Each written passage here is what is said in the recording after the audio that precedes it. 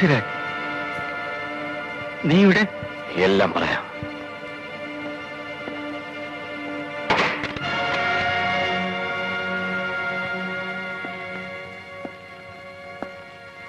നീ ഗൾഫിലാണെന്നാണ് ഞാൻ കേട്ടിരുന്നത്.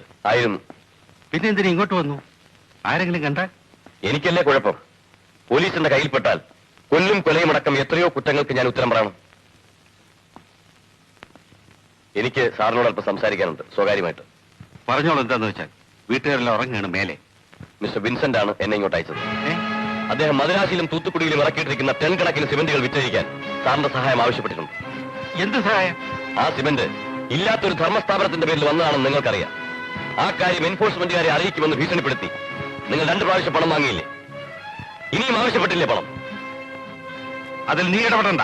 എടോ ചാക്കോച്ച, ആ കണക്ക് തീർക്കാൻ വേണ്ടിയാണ് ഞാൻ വന്നത്.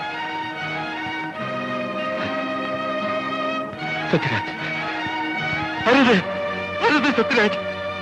ചാക്കോച്ച,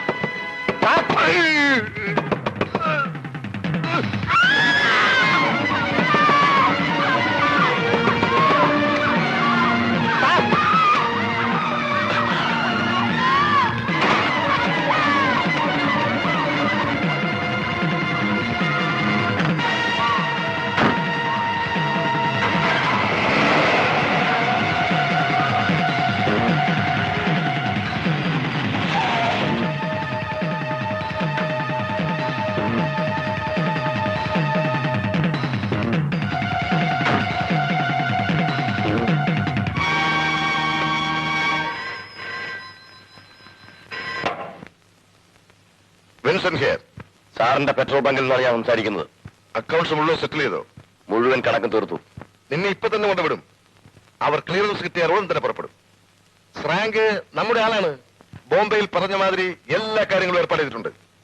ശരി ശരി, ഓക്കെ. ഡാഡി മദ്രാസ് കോൾ കിട്ടിയോ? അവിടെ അക്കൗണ്ട് സെറ്റിൽ ചെയ്യാൻ ആ സിമന്റ്. അതൊന്നും നീ ഇപ്പൊ അന്വേഷിക്കണ്ട, പോയി കിടന്ന് തുടങ്ങ്. ചെല്ലേ.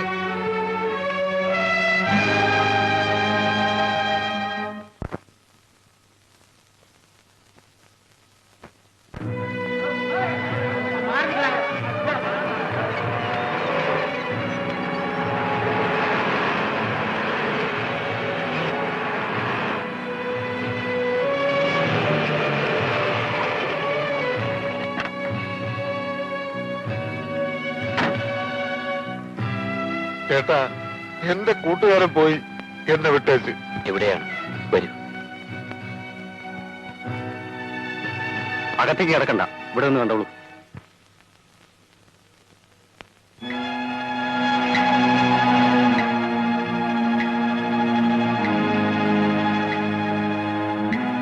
എനിക്ക് വീട്ടുകാരിന്ന് കാണേണ്ടിയിരുന്നു. ഞാനിവരുടെ അകത്ത് മൊഴിയെടുക്കുകയാണ്.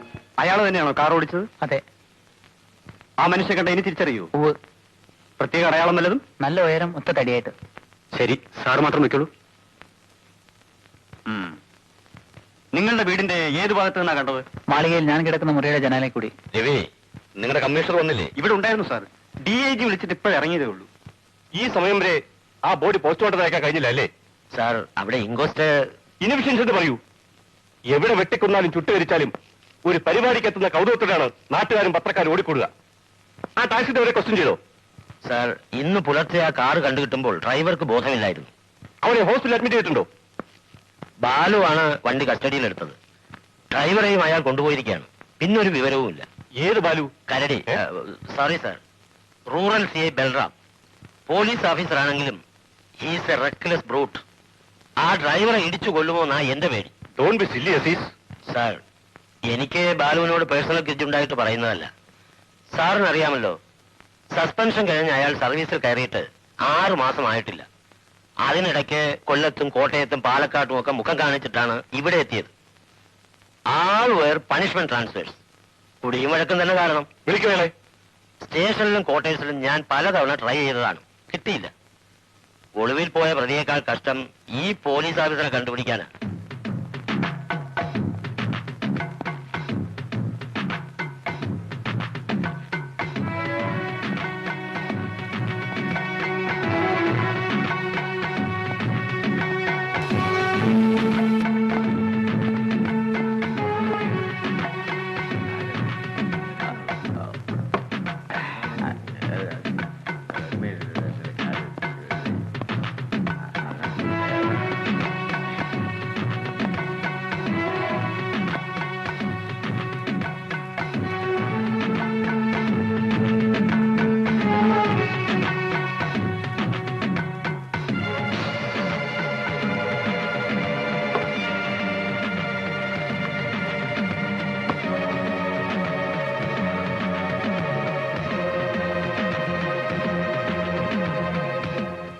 ശ്രാങ്ക് ഫോൺ ചെയ്തോ? ഉവ്വ്, രാത്രി 8 മണിക്ക് ഒരു പുറങ്ങടലിലെത്തും.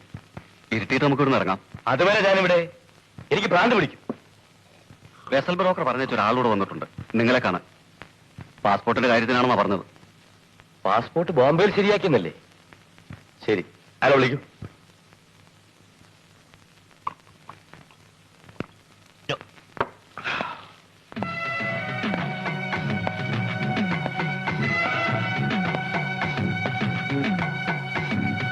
നിങ്ങളാരാ?